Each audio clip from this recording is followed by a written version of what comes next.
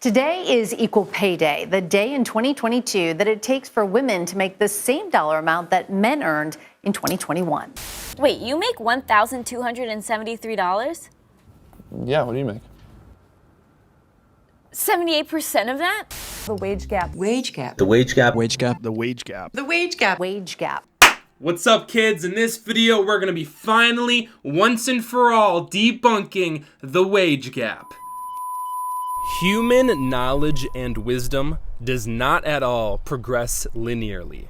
Disregarding for a moment the occasional great catastrophe where the library of all human knowledge burns to the ground, we still do a terrible job of preserving and passing down what we know. Just because one generation knew something does not at all mean that the next generation will know that thing. And even in the present, there are very important pieces of information that really need to be delivered and disseminated to everyone. But that information probably won't be, and maybe it just simply can't. What can be very frustrating for someone who gets deep into politics, philosophy, religion, really anything that universally changes your outlook on life, is that at some point talking to normal people, talking to people who are not as deep as you, becomes almost a chore, because you are not seeing the same world that they are. When the knowledge and wisdom you've developed has permanently changed the lens through which you see the world, you will very quickly realize that when other people haven't developed a similar lens, they are not seeing what you are seeing. The problem is also very much clear when talking to people from different generations. When you are young, your brain is like clay. It is moldable, but when you get old, the clay gets stale and rigid, and your brain adapts to the world that you grew up in. But the world, of course, is always changing, and sometimes you will find that older people simply don't realize that the world they grew up in no longer exists. Despite the political ground that's been covered in the last 7 to 8 years that to you probably makes something like the wage gap a complete non-issue, that I, of course, will not bore you with because I respect your intelligence. The simple reality is, as long as there is quantifiably different groups of people earning incomes, we are never going to move past this idea of income inequality. It is not an issue of information. It is an issue native to the hardware of the system. The issue can only be dealt with by structural change to the system itself. If the issue can exist, it will exist.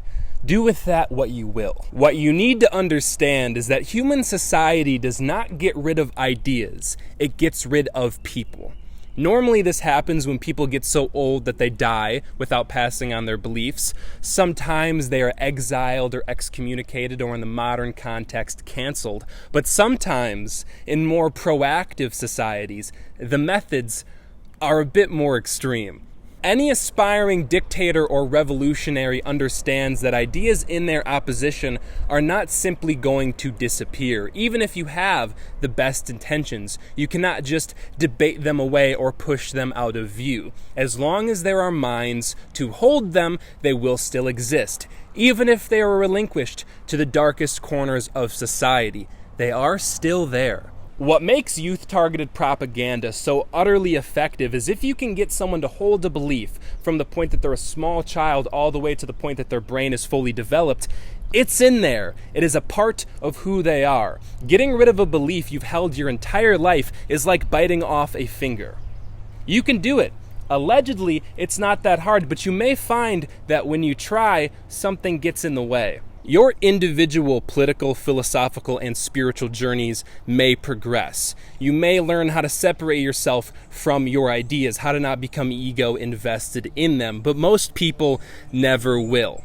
Maybe your friends and family, but society as a whole, as a species, our forward intellectual progress is that of a snail, a geriatric snail at best. And though what most people think of progress might look quite spectacular, in reality, it's very superficial. So often, the timeless distilled wisdom someone spent their entire life figuring out gets relegated to a best life quotes blog or lost in a dusty old book in the back of the library.